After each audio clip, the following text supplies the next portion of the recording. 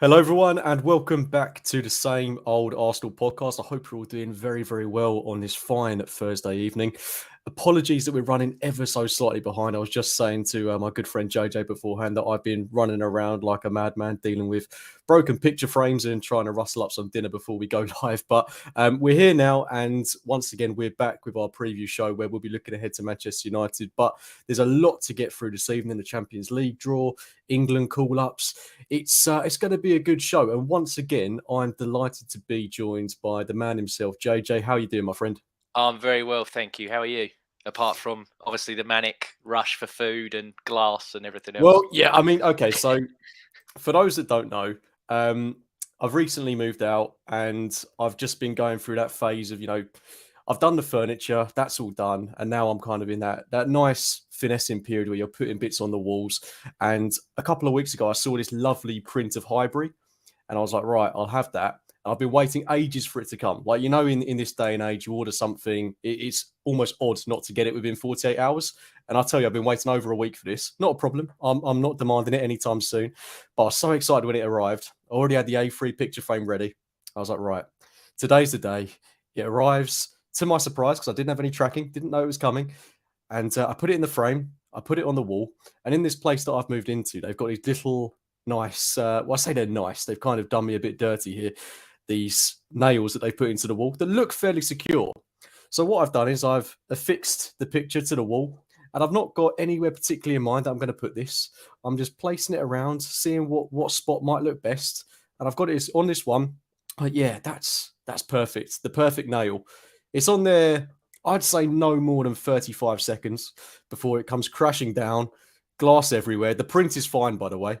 The Arsenal print of Highbury is absolutely fine. So don't worry about that, viewers and listeners. That's the most important thing here. But I have effectively just burned £16 through the loss of a picture frame and lots of broken glass and a cut finger. So that's part of the reason why we're running late.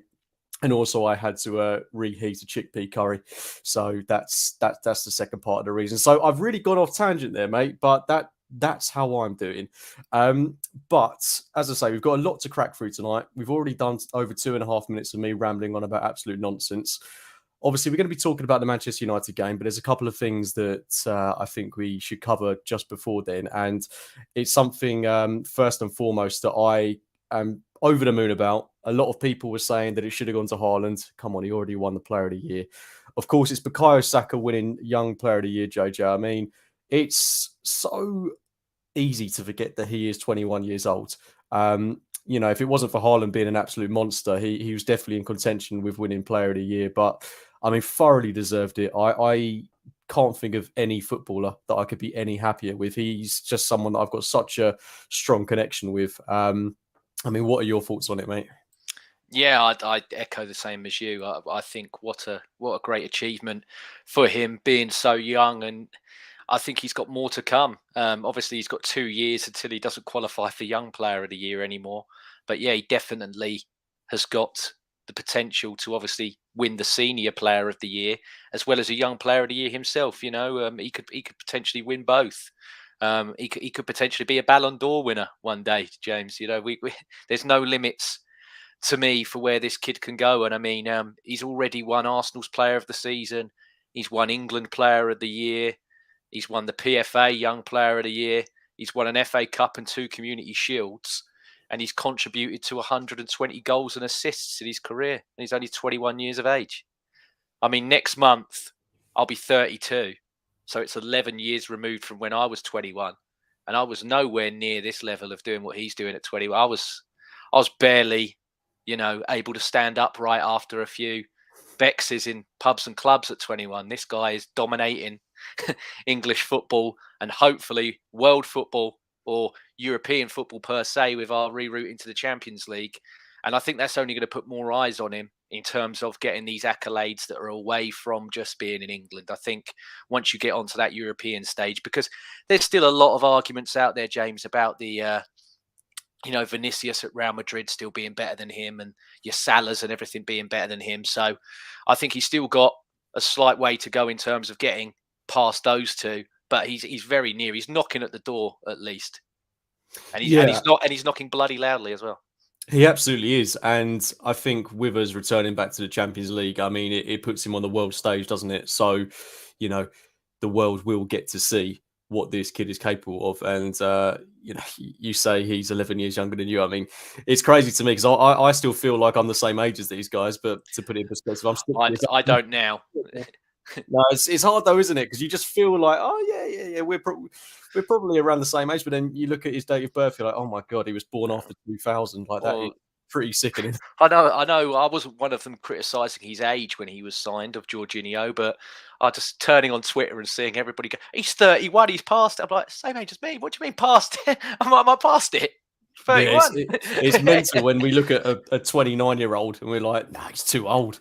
It's like, oh god, like if I was a footballer, I should be in my peak, but I'm hoping I'm going to be like an Olivier Giroud and maybe peak when I'm about 35. But we were talking about Saka being in the Champions League. Obviously, it completely slipped my mind in the madness of broken picture frames that it was, of course, the Champions League draw this evening. And having looked at it just before we've gone on air, got to say, JJ, I don't think we could have asked for a better draw, could we? No, no. I think it's, I won't ever underestimate any of these teams. We've been bitten too many times thinking that's an easy draw and everything else. But in terms of what you could have got, I'm very very happy with what we've got there. And the other bonus that I'll add to it is none of them. Hopefully, at the moment, I understand there's a bit of a crisis in terms of everyone getting, but we've got private planes, so hopefully we don't have to go commercial, so we'll be all right. But in terms of flying, they're very easy trips to make. Even if you really wanted to, you could get the Eurostar to the one against PSV and the one against Lens. You don't have to fly. So yeah, I think they're good not only from the teams potentially that you've got. You've also got a very good draw in terms of travel. You're not going deeper into Europe to play these long ties and then coming back to have hard league games after. You've got quite short trips there, so yeah, I don't mind it at all. And I think we should be winning that group comfortably. I would hope so as well. I would argue that there are some pretty tough away trips in there. I mean, I think even in the Europa League, you've got to expect a certain degree of, I don't know how to put it, hostile atmosphere when you go away from home in Europe, because these teams are going to be bang up for it. I mean, a team like Lens or Lons, however is best to pronounce it, they're going to be, I really do encounter them being a tricky away day, as someone's put in the comments. But in Sevilla, we know exactly what they're capable of. They're a very, very tricky opponent, both at home and away, I feel. And then PSV, obviously, we played them in the Europa League last season, so we know what we're up against. And, they weren't easy either. So, although on paper, it looks like a relatively straightforward draw, we all know when it actually comes to playing these games, it's probably not going to be as simple as we all want it to be. But this is the Champions League, there's going to be much, much, much more difficult tests along the way. So yeah, I'm happy with the draw as well, and I think, like you say, they're relatively comfortable trips. They should coincide quite nicely with our Premier League campaign. And well, I mean, whilst we're on the topic of the Champions League, JJ, how far do you realistically think we can go in this tournament? I think, James, the lack of European pedigree at this club needs to be addressed very much as the addressing of selling of players, which I think you might get into later. I don't want to jump the gun. I think that's the only two real Achilles heels that this club has now. And I think the way that Arteta has spoken about the players, about the team, and getting into the Champions League, I think that we should be at least pushing to get to the semis, James. It's a nice thought, isn't it? I think we're in a lot of people's top five to go Yeah, and win it. I think we're fifth bookies favourites. yeah. Which I mean, Worth a shout at 10-1, mate. It's worth a shout. I'm I not mean, going to encourage gambling on this channel, but well, it's it'd be rude not to at just those odds, wouldn't it? just have a look. Just have a look. That's all I'm saying. Yeah, I mean, it's a tournament that has eluded us for some time. I mean, I still have, even I was very young. I was 10 years old when we got to that Champions League final. That is one of those younger Arsenal memories that really, really, really sticks in my head. Just remember being absolutely devastated at my tender age that we didn't go on to win that thing. And then obviously I say more recent years, it's been a long time since we've been in the Champions League, but my more recent memories of it, getting knocked out in the last 16 again and again and again by the likes of Bayern Munich, Barcelona. I still have horrible memories of that defeat to AC Milan, where we lost 4-0 at the San Siro, then brought it back to 3-0 at the Emirates, and Van Persie should have scored to make it 4-4 on the night. Yeah, I mean, I hope it's a lot better than that, and I think it will be. It's a completely different cohort of players. We've got so much to look forward to, and I love your optimism, and I'd love us to get to the semi-finals. I mean, for us to do that, I can only imagine how raucous the Emirates is going to be. But you know, it'll be a real test of this squad, a real test of this strength in depth that we're seemingly talking about a lot. And that brings me on to my next point of discussion. Because as good as it is to be in the Champions League, we have got rid of a few players recently, which we discussed on our last show, needed to be done. Kieran Tierney's gone to Sociedad on loan. We've sold Balogun to Monaco, and Nuno Tavares is on the verge of joining Nottingham Forest, so we're led to believe. And then we've still got to wrap up deals for the likes of Nicola Pepe, Cedric Suarez, and a couple of other names in there like Rob Holding. What have you made of some of the outgoings, mate? I mean, I'm particularly interested to get your thoughts on the Kieran Tierney one, because if you look at our defence on paper, is it not a little bit weaker than it was this time last year? Yeah, it definitely is. I mean, all these people here that that have gone out on these loans and what have you, they're all expected to. They were all ones that we expected to go. They're all third, maybe fourth choice in their positions. Whether we think that's right or wrong, Kieran Tierney, for me, we said it last week. We've said it on podcasts together since last season when we've been on, James. Still feel that you need a conventional left back in that position, but also if you were to go to a back three, which has been what's happening lately with this club, he is a brilliant left centre back in a back three, because that's what he has to do for Scotland, because Andy Robertson still plays as the left back for them, or the left wing back. He plays as a left centre back in a three for his country, and he does that well as well. And he's done it well for Arsenal. He was playing that position when we won an FA Cup, albeit it was different times. It wasn't fans or whatever, but I still believe he done the job. And he's one of those people. He will knuckle down and do his job. And I do feel we are short there. But plus, added into that, the two players that we're relying on more are Zinchenko and Tomiyasu to fill that left-sided role. Kivior as well, potentially. But Zinchenko, I can't remember the full statistics of it, but I think that over the last couple of seasons, he's missed about 60% of the games. And then Tomiyasu, he's missed in the last 2 years, I think it was 36 games. So he's nearly missed a full season of games spread over 2 seasons. And I think to not bring a defender in is extremely negligent from this regime. And I understand that they're probably looking at it going, well, we can't spend on somebody because of the financial fair play restrictions. We're not like the Chelseas of this world where we can just sell one day, buy another one the next, and they haven't got UEFA hanging over them as well, that check FFP, unlike us and the other clubs that are in the Champions League. So really, what is there short-term loan deal-wise of a defend? You're looking at potentially just bringing in a body. And that leads me to, will you end up with a Pablo Mari or a Cedric type player again?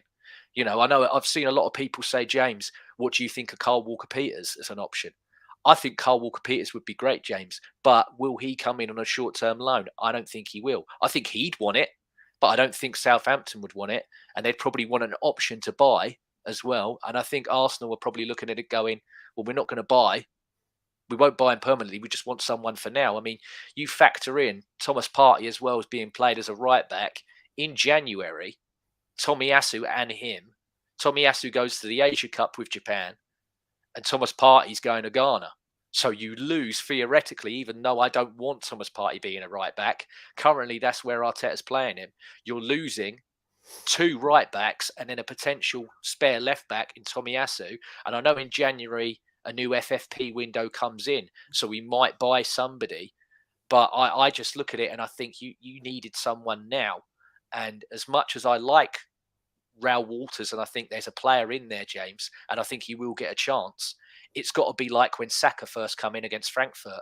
He's got to be flawless from the beginning, because you haven't got the the adaptation time, because the level has gone so up in the club that playing a kid, and if this kid gets found out quite early, it's curtains.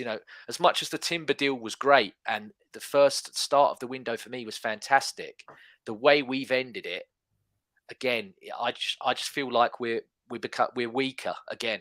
When I felt so strong, and the Timber one, it's a shame. It really is a shame, because that was a 40 million purchase. That's a big purchase still, and you lose him straight away. And it's like I said, we're not like Chelsea where we can just lose one and buy another. And it's just difficult, James. I think we are extremely short there. And to rely on someone coming out of the academy, like I said, he could come in, James, and be fantastic. He could just bang from the off. He could be like Rico Lewis is for City. They don't really panic when he's in there now. He just come in and hit the ground running. But to expect that off a kid, it's going to be difficult. But we'll see. Just whilst I remember as well, to those of you joining us live on YouTube, please do get your comments and questions in the chat room. I'll make sure to make a note of them. And at the end of the show, myself and JJ will answer as many as we possibly can do, if not all of them. I think it's an interesting point you make there, mate. And, it is deadline day tomorrow. It's crazy to think how quickly that has come around. And I'm in complete agreement with you, as I was last week. We do need to absolutely sign somebody, because I do feel like even if we let Rob Holding go, having lost him and Kieran Tierney, which I think is something that we're expecting to happen, all it takes is a couple of injuries to the likes of Tomiyasu and Zinchenko. We've got no cover at all. Like we've got depth in terms of versatility, but all it takes is 2 injuries, and we're in the muds. We're in big trouble. So that is something that really does concern me. Whether I expect Arsenal to go and actually delve into the market, I think they would be naive not to, because I think there will be opportunities tomorrow. I'm not sure what those opportunities will be, but we all know on deadline day, absolutely anything can pop up. I mean, Tomiyasu was a deadline day signing. It's just a case of who can we get within that 10 to 20 million pound price range that is going to be of quality enough to come in and not disrupt the flow of the team. We need basically to sign another Tomiyasu type player. That would be the perfect signing for me. And I think it's so unfortunate with the injury to Juri and Timber, because if it wasn't for that, we wouldn't really need to be talking about this. Our window would effectively be done. Okay, maybe we could focus our attentions on another attacker, maybe. But even there, we're fairly stacked. So it is circumstances more than anything that has raised the question of, do we need to dip ourselves into the market? But like you say, we're leaving ourselves short if we don't. And to rely on someone like Raw Waters, I think would be naive, especially at the level we're competing at now. By all means play him, but make sure you've got an able backup there to come in when we need them to, which inevitably will happen at some point. And I suppose this is a very unpopular opinion. I'm not expecting you to agree with it in any way, shape or form, JJ. But we do still have Cedric Suarez at the club. I mean, look, he's not any of our first choices. Let's have it right. He is not a player that should still be at Arsenal, with all due respect to him. We have outgrown him. I don't remember him having... Well, I do actually. I do remember him having some stinkers. But there's none in this better version of Arsenal that I can recall him having that have been excruciatingly bad. I mean, this is a guy that has played left back, played right back. He's getting on a little bit, but he's not a horrendous player.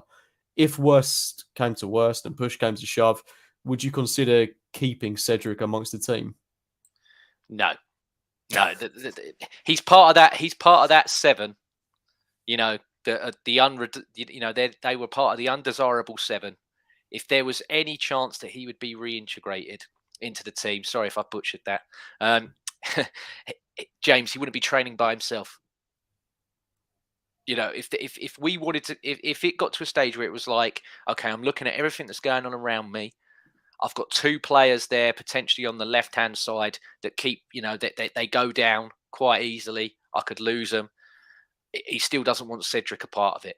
So for me, I can't see any way of having him back in, James. And for me, I don't think he's good. I would rather take a punt on a kid in that position than roll out with Cedric again. I've seen enough of Cedric to know that I don't want to see any more of him.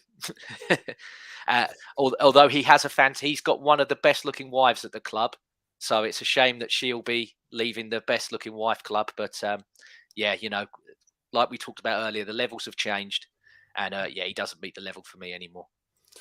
Oh God, I hope the poor bloke isn't watching. Sorry, Cedric, if you Yeah, are. so yeah. I wish him the best. He's not one of these that's come out and slagged the club off or anything else like that. He's just done what he's had to do. He's gone on his loans and everything else, and his loans haven't worked out for him. But yeah, it is how it is. Yeah, I mean, obviously, I don't want to turn this into the Cedric Suarez show, but I do think that was a very unfortunate move to Fulham that he had earlier this year. I thought he would go there, and I thought he'd play practically every game. Obviously, didn't work out that way. I think it was Robinson that played in front of him, and rightly so. But I think it's kind of telling of Cedric's level. I do think he, as PW says in the chat, I'm surprised he doesn't rate Tommy. I think Tommy's a good player. Cedric is okay. He is okay, but that's part of the problem. We need more than okay at the minute, because as we saw in the game against Fulham, okay just doesn't cut it. You need to be absolutely perfect in this game. And thank you to all of you that are leaving questions in the chat box. Remember, if you haven't done so already, please do leave us some questions, and we'll endeavour to answer them at the end of the show. But just before we move on to the United game, mate, obviously we were talking this time last week about Fulham at home, and we were predicting 3-0, and we were very, very not cocky. Cocky's not the right word. I think it was optimism more than anything. That's what I'll say to any Fulham fans that might be watching. It's a game we should have won. We made it a lot more difficult than it needed to be. First thing I'll say is we didn't lose the game, even though it does feel like a big hammer blow. But yeah, I left the ground feeling very disappointed, especially after having gone 2-1 up, mate. And yeah, it's put so much emphasis on us winning this game. I think, we beat United well, and Fulham all will be forgiven, but surely we had to win that game. And I mean, I know it's been a while now, but how did you feel after it? Oh, gutted, James. Absolutely gutted. I couldn't believe the way that we started it, and also I couldn't believe the way that we finished it. The mindset for me from the manager was all wrong. I think that fed into the players. There's a lot of talk at this club about how we do things really well and we do it early. Last season, we've started so well early. This transfer window, oh my God, we got all the business done early.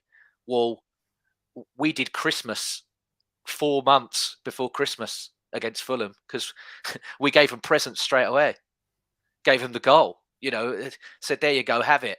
And what I cannot abide about this club, James, is when one person makes an error, there is always time to stop the next level of that happening, and it doesn't. Ramsdale could have bailed Saka out there, and he was dreadful for it as well. And for the second goal, Zinchenko dilly-dallying to give him the corner. When the corner comes in, the first phase of trying to block the cross from going in is terrible. Ramsdale's positioning, again, is terrible. And Saka, for me, he turns around as if to be like, well, who's got it? It was Saka's man. And would Saka have won that aerial duel? I don't know. But if he gave himself time to get up there before him, he very well might have done. But it just spiraled for me. I think a lot's going to be talked about the system. It has been talked about the system. Has been talked about trying to accommodate one player. I know that will be a big bone of contention for later on, maybe, and for the chat. But yeah, it just puts more pressure on what is already one of our biggest pressure games of the season, due to the fact that, for me, still, this Arsenal and Man United rivalry is the rivalry in the Premier League. There's been artificial ones tried to be created since then, but it's nothing like Arsenal versus Man United is. Liverpool and Man City had an 18-month rivalry, James. Arsenal and Man United have had a rivalry for what, 20 plus years? Maybe even longer more than that. Exactly. There you are. So it just puts more pressure on this weekend. And especially when you're coming up against the likes of Manchester City, who found a way to win against Sheffield United, despite it looking like they were going to be pegged back to a draw. I mean, that's what we're up against. Teams that just find ways of winning games, no matter the circumstances. In the 85th, 87th minute or whatever it was when Sheffield United equalised, you think the game's effectively done. But nope, not in City's book. They come back and win that game. I just felt like, I don't want to go into a review of the Fulham game because we've already done that with Chris. But what I mentioned to him at the time in our post-game show was I just felt like we switched off when they got their second yellow card for Calvin Bassey. And obviously when they went down to 10 men, we just kind of, fell into our shell a little bit, got a little bit complacent. And I think that Zinchenko move for the corner just pretty much summed it up. So no, I'm with you. I mean, I'm as bitterly disappointed as anyone with that result, because you just can't afford to drop points in this league when you're going up against Manchester City, because they will take advantage at every single opportunity. So for you, are there genuine causes for concerns, or do you think it's just teething problems at the start of the season?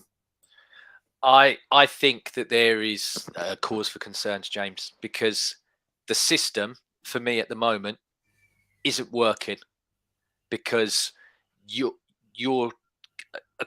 using this system to accommodate a new signing of Havertz, and if it was just detrimental to one or two players, I wouldn't complain about it. But you're making Ben White, who I thought he had one of his best games against Fulham, but still he's not the player that that link up with Saka is pretty much gone now with the way that you're playing. You're making Odegaard, he's not been as effective. Martinelli, I thought that was one of his worst games in a long, long time. I thought he should have been subbed way before he did at the weekend, Martinelli. Saka, okay, he got his penalty and everything else. I didn't think he had a good game. I just think you're doing too much extra damage to players that got you to within 5 points of winning the league last season. Now, if we're going to be, like I said earlier, where we were so perfect at the start of last season, if we're just slowly going about it this time, and then we'll get a better finish at the end, I'm all for it.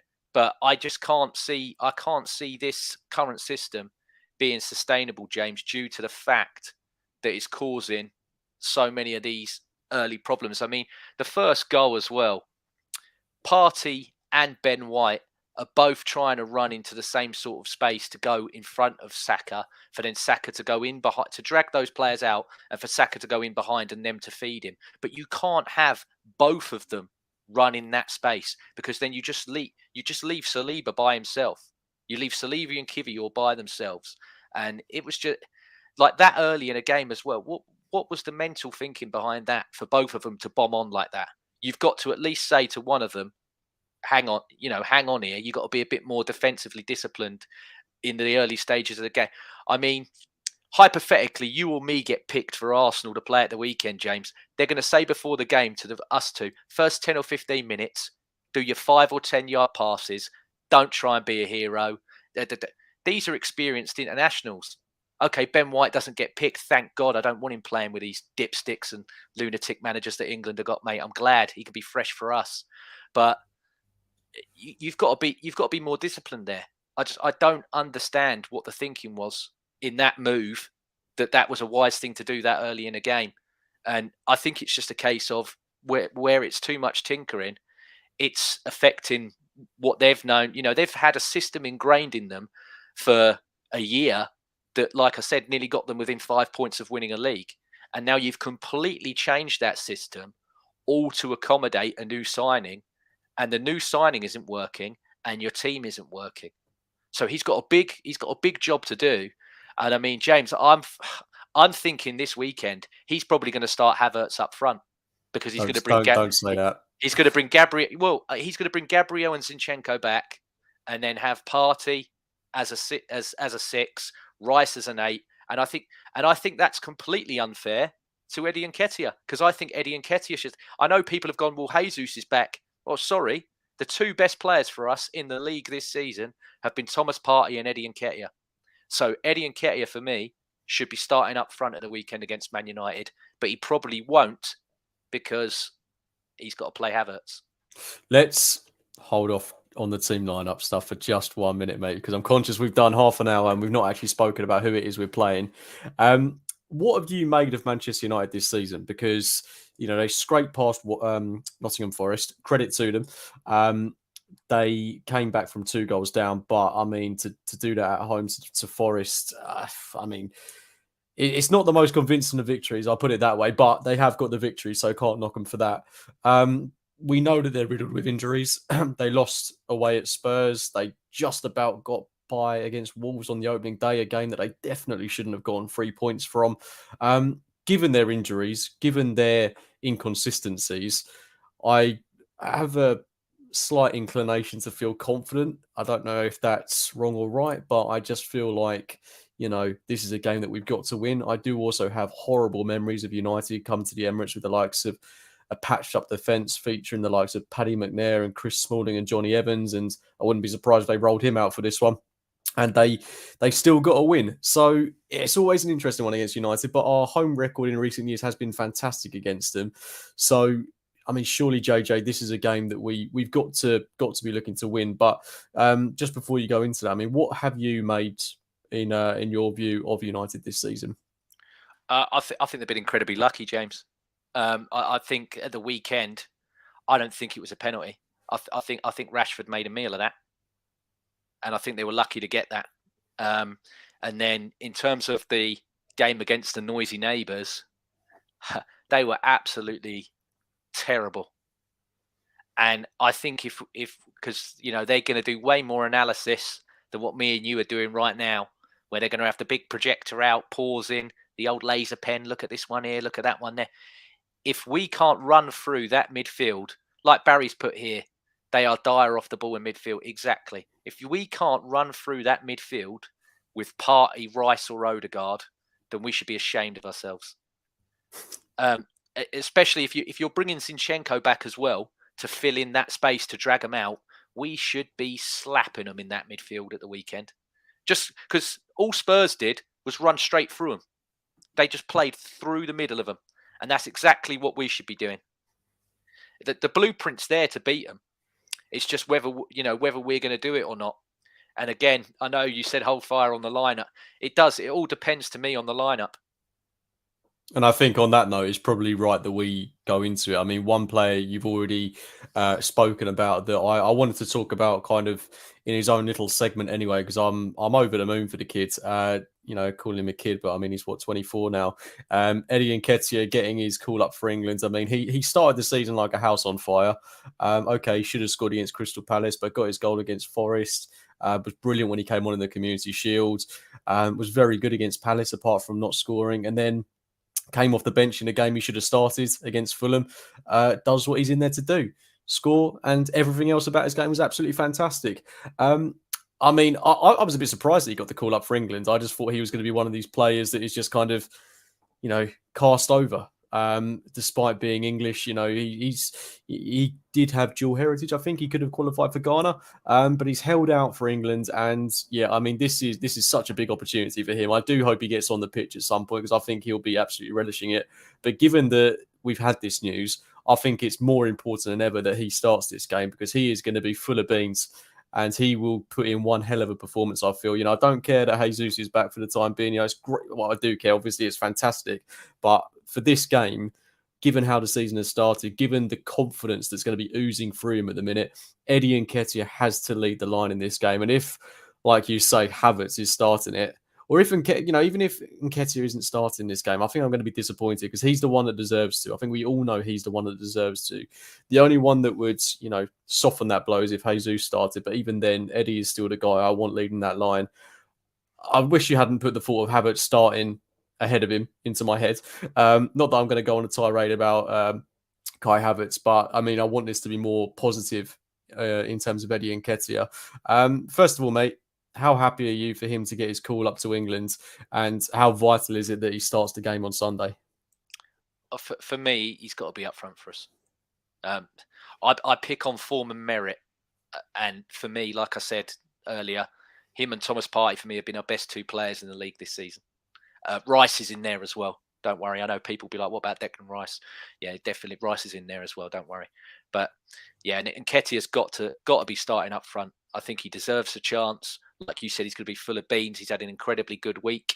I know that apparently he didn't start at Fulham because he felt something in his knee through the week, and that's why Trossard started. But apparently that's all good now. He's ready and raring to go. So I would be playing him. And as much as I love Jesus, I look at it and I think coming off the bench once they're even more tired, him with his strength and with the way he holds the ball up and everything else, he'd be a great option. He could even do the job if you wanted to take Saka off. You put him on the right hand side, play him and Jesus together in the second half. If you need to take somebody off, you could do that. So there's the options there. But yeah, no, Eddie for me has got to be starting. And apologies that I put that thought into your head. It reminds me of last week when you said to me, "Oh, if Partey's at right back, it's going to be Ben White at centre." I was like, "No, James, no, he's got to bring it." If Zinchenko played, come on as a sub against Palace, and so did Gabriel, they can't do it again. So yeah, hopefully I've got that wrong this week, but we'll wait and see because I do think it's going to be Havertz leading the line, sadly.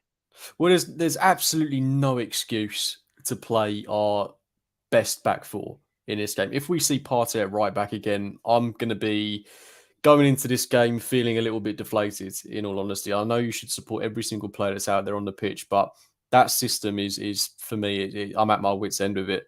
It is very frustrating to watch at this moment in time when you look at the players that we have available. And now Zinchenko's been back for a couple of games. He played basically the whole of the second half against Fulham. He has to start this game. You saw how impactful he was when he was on the pitch and how, faster our game was. The tempo was definitely a lot higher. But then there's that area of his game where he gets a little bit complacent, gives away the corner, which results in us conceding. If he can knock that out of his game, then he should 110% be starting this one. And there's no logical reason in my mind why you would start Kai Havertz. And if he is to start up top, I think it's a real indication that we're only playing him to back up that hefty price tag, or we're trying to play him into form. I don't think there's anything wrong with, letting his game develop from the bench at times. The more games he plays in this current form, not that he's been dreadful the entire time. I don't think he was bad against Forest. I thought he was fine against Palace. I thought he was good in the Community Shield. But when you've got Jesus, a striker, you've got Nketiah, a striker, you don't play Kai Havertz, who is, at the minute, not what we're sure. We're not sure about him. We just don't know where he fits into this team just yet. And I think it's right at this point that we get onto our team lineup, mate. So, I mean, if you want to, just feel free to run through it. So, even though I thought that he had two clangers, I'm still keeping Ramsdale in goal because I think he's still, for me, he's still got time there. Brilliant save at the end as well, though. Exactly. So he's, for me, I'm not dropping Ramsdale just yet. I'm playing White at right back. Obviously, it's Saliba and Gabriel and Zinchenko. Partey's my 6. I'm going Rice, Odegaard as the 8s. And then I'm doing Nketiah, Martinelli and Saka. Because I think that's your best team. And that is the best team to beat Man United, which we need to do. And I'm in complete agreement with you. But, okay, so the transfer window closes tomorrow. It doesn't look like Gabriel's going anywhere. If it comes to Sunday and he's lining up in similar fashion to what we've seen in the past 3 games, what is going on? Try and answer that for me. Yeah, well, I think it goes back to what we said. It's being done to accommodate a signing, and it's very reminiscent. If you remember, James, as much as he was a free signing, Willian was Arteta's first real sort of big site. He was the first one he made, his first full window, his first player, and he ran that into the ground to justify that. And you can't tell me otherwise. Willian was played so much just to justify that it was a good deal. And Havertz, for me, I'm going to feel sorry for him, James, because there's going to be unless he starts all of a sudden scoring goals for fun or he's assisting for fun, he's going to get booed by our own fans. And I know I use that term loosely, fans, but that or if when he gets subbed, it's going to be cheered. They're going to cheer him being subbed off. And I think you're making a bad environment for him to thrive as a player, as well as you're hurting the team.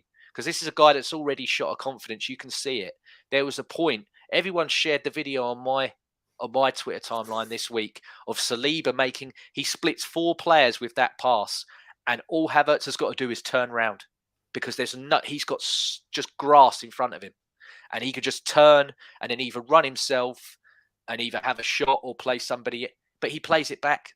He plays it back, James, because he's got no confidence in him. You need to get an arm around the guy and just, lift when he's in training, every little thing that he's doing. That's brilliant, that Kai. If he's tucking in a goal, oh, that's a great finish, Kai. Little passes, anything. If he spins someone, if he does a little rondo or whatever, oh, class, well done, Kai. You just got to lift him. You've got to lift him so much. But I don't have him starting in my best lineup at the moment. I can't fit him in with what I would do to beat Man United. But I'm not the one making the decision. Arteta's way more cleverer than me. So we'll see what he picks on the day, and we'll have to ride with it, James. I think the hope is that at some point we can. I'm hoping this more than anything. If Havertz is to play, we see our normal back 4, but then we see either Partey or Rice alongside Ødegaard and Havertz, because there's an excellent football.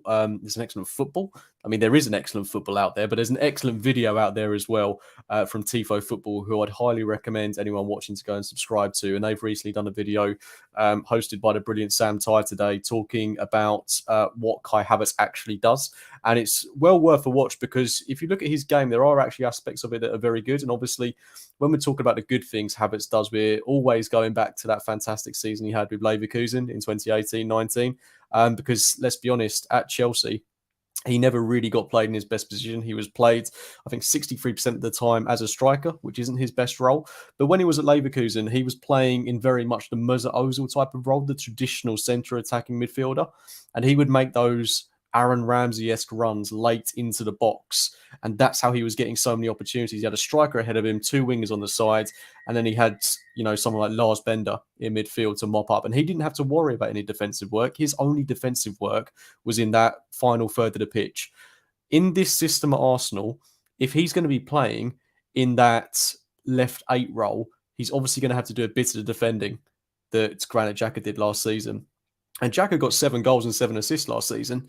And that's something that Arsenal are probably looking at with Havertz and thinking, wow, look how many goals he scored with Leverkusen when he was playing that more traditional box-to-boxy or central attacking midfielder sort of role. Look how many goals he got from his late runs into the box. But obviously, the 10 and the 8 are 2 different positions. One requires a lot more responsibility than the other.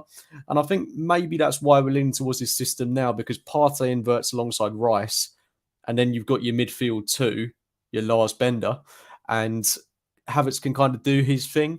But because he's so bereft of confidence at the minute, despite having that midfield solidarity, he's not doing what we want him to do.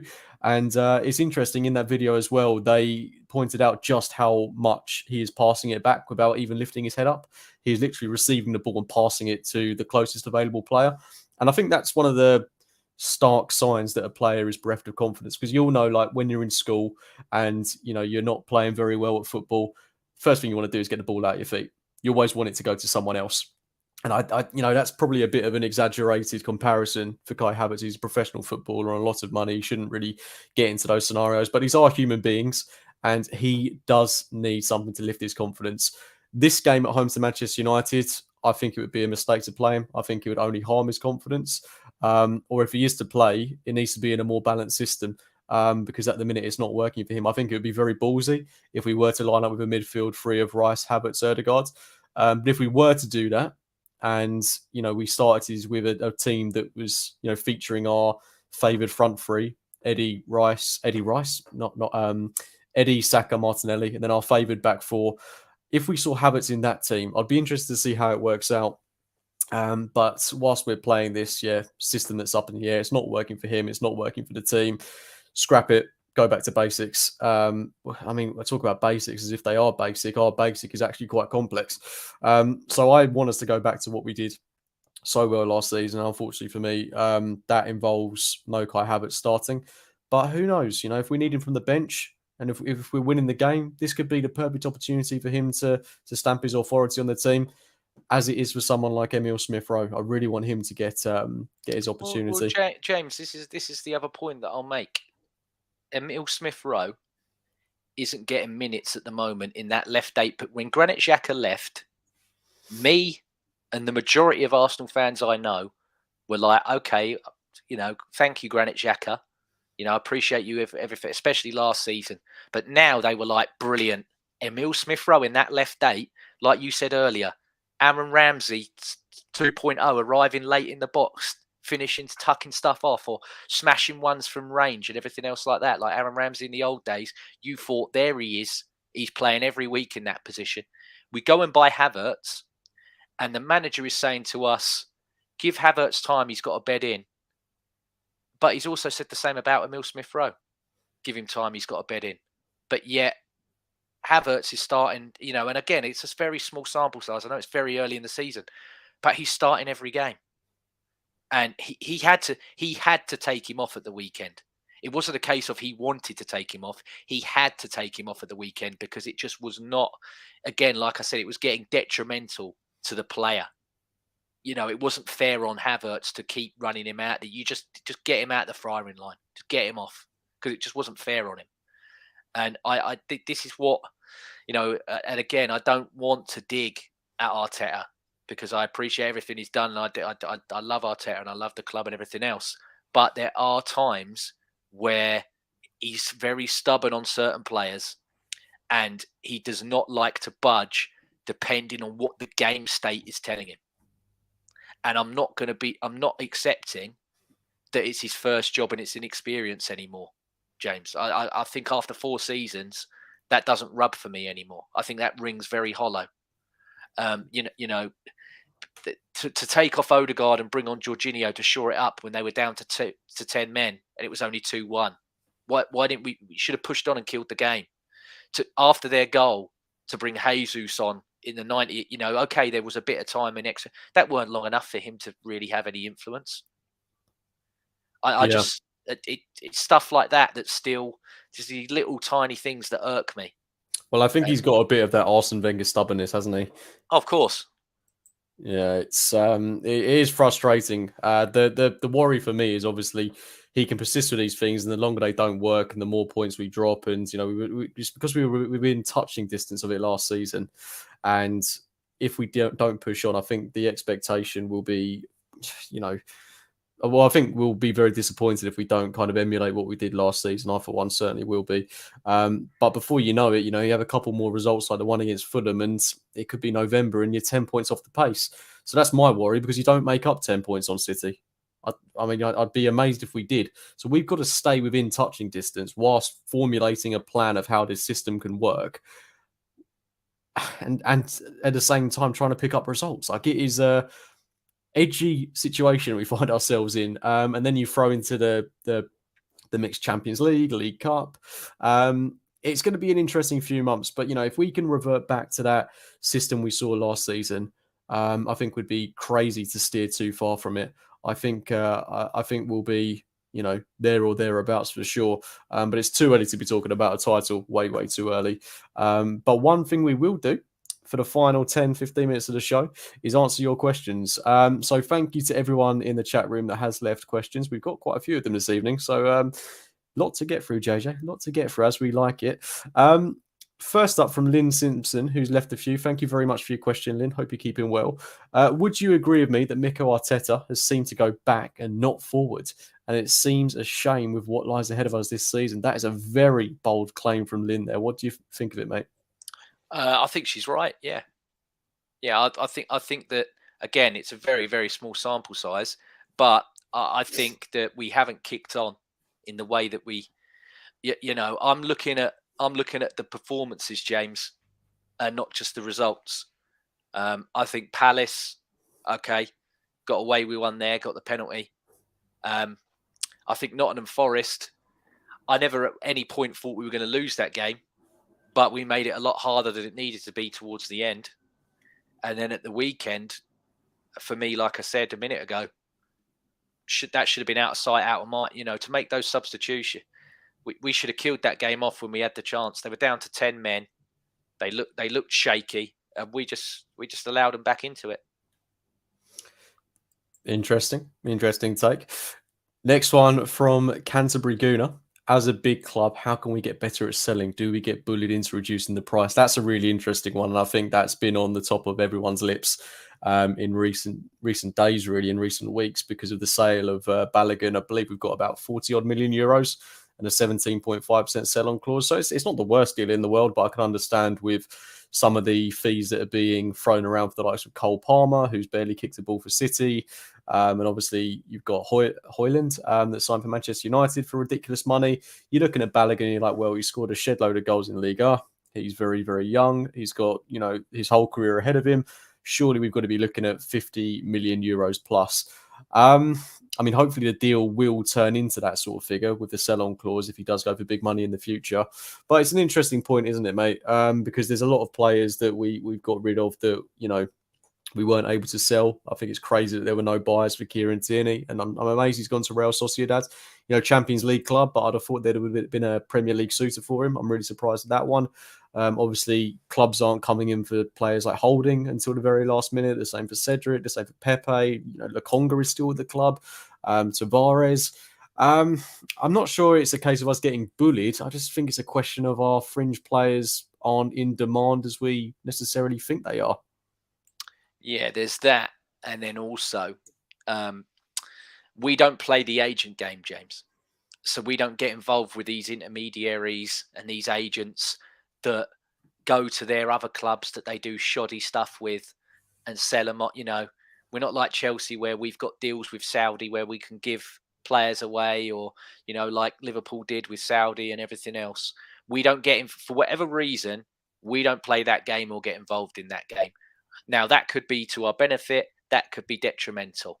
However, I do feel that when you openly, and this is something that I think that we need to get much better at, we openly say that there's 7 players there that we've got no interest in whatsoever.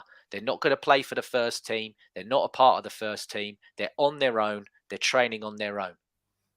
I haven't seen any other club in the league have that highlighted. And I think that tanks their value, James, because people go, well, they don't want them, so maybe they'll rip their contracts up and we'll just buy them for free, or we'll just get them on these dry they're not even loans with obligations. So they're all potentially going to come back. And then you've got the same situation again. And, we set a precedent by paying all these players out at the time, which, again, I'm grateful we did, because those players were terrible, James. They weren't any good, much like these 7 that we've got. Okay, apart from, hang on, I'll correct myself. Kieran Tierney's still a very good player. But the other 6, for me, whatever. But when you openly, through whatever chat, it was on Sky, it was in The Athletic, these 7 players Arsenal don't want anymore. That travels. People are going to be like, well, I'm not spending top dollar on them if Arsenal think they're, dross. Yeah. Because people will go, if they're not good enough for Arsenal, how are they going to be any good for me? Yeah, but surely there's got to be a club that actually actively wants the player. There's 2 sides to it, aren't there? Obviously, there's our side where we're saying we don't want the player anymore. But then surely there's a flip side where some club out there really wants a player the caliber of Kieran Tierney, for example. And obviously that's been Sociedad. But how long were they weighing that one up, or have they just done it because it's opportunistic? I don't know. I think it's one that we could talk about for a long time. I think it's the opportunistic. He wants to be playing it for a Champions League club, and he wants to be playing every week because Scotland are top of their Euro group, and they're probably going to qualify for it. So he wants to be in good stead heading into a Euros, and for whatever reason, he was 4th choice at Arsenal and probably wasn't going to get any games. So I don't blame him for wanting to help his career and himself. again, he's a player that's never done anything wrong, in my opinion. I mean, the majority of them haven't really done anything wrong. I don't think any It's of them just, have. The ones that are all left, I don't yeah, think. it's just, Holding, great servant to the club. Still speaks highly of the club now. He done that interview with Timsy, didn't he, the other week? I thought it was great. And he's another one. I'm so shocked that there isn't a team that's lower down in the league. Luton. You'd have plays thought that. Luton. Well, they play that mid block. Fantastic. He'd slot in there perfectly. But I don't know. I don't know if the market's so skew-whiffed for everybody. But then I really do think, James, that we don't help ourselves by just publicly announcing that these players are surplus. Yes, we know this, but I think to just broadcast it, I think you do. I think you tank the value of players that way. Oh, absolutely. If you kind of make it known that they're for sale, yeah. Then, I mean, the only one that's got away with that was Mbappe, and everybody knew that Mbappe was going to re-sign with PSG anyway. Because to be fair, he's done it so often. He gives it the big and so often that he's going to go, I'm not staying. Then he signs a new contract. That's the only one that I've seen that turned around, because the other players in that little group at PSG that were all training on their own, they've all buggered off. They've managed to sell them. So it's an Arsenal thing, mate. It's got to be. It's got to be. Again, it's the only real, that and the way, like we manage the game states and everything else. The two real big Achilles heels for me that we just need to shift. Because everything else is fantastic. Oh, and I'd get rid of North London forever as well. But other than that, oh no, we can't go into that one. Mate. You're going to upset too many people. And that brings me on to our next question. I upset people by breathing, James. Don't do yourself a disservice. Come on, way too harsh on yourself. Karen Russell, what are your thoughts on the Champions League draw, and which away games would you like to go to? I mean, we've already touched on how happy we are with the draw, but if there was any one of those games that someone said, you know what, JJ, I can sort you a ticket for absolutely anyone, but just one, what one would you be picking? I would love to go to Seville, James. Who wouldn't? I think me and Spain. I might have to have my Factor 1000 sun cream. But yeah, I'd love a trip to Spain, mate. I think it'd be great. I would like to go to any of them, to be honest. But I think PSV would be the one that would be sticking out to me. I mean, Sevilla's a lovely place, but PSV atmosphere looks amazing. Never been to Holland, so yeah, that'd be my one. There's good beers in Holland. There's very, very good beers. What more incentive do I need? Not like at the Emirates. You'll get your Amstels and your Heinekens out there, mate. Ah, yeah, no, I can't take another Camden Hells. Yeah, exactly. Not for me. Right, we've got another one from Lynn Simpson. Thank you again for your question, Lynn.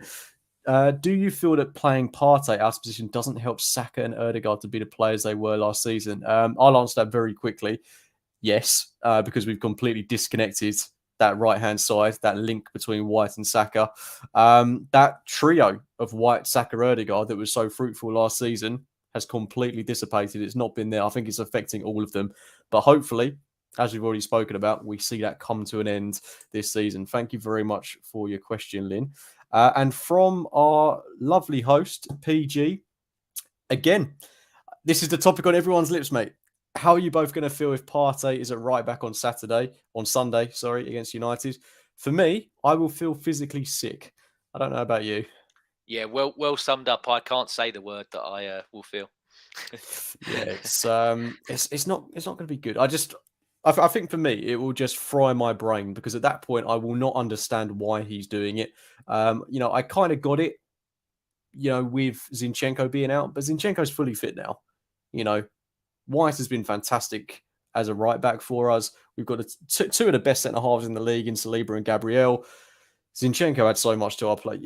You don't need me to spell it out. Everyone watching this knows exactly what he does. I will be completely miffed if Zinchenko isn't playing on Sunday, because for a fact that in that England-Ukraine game he'll start.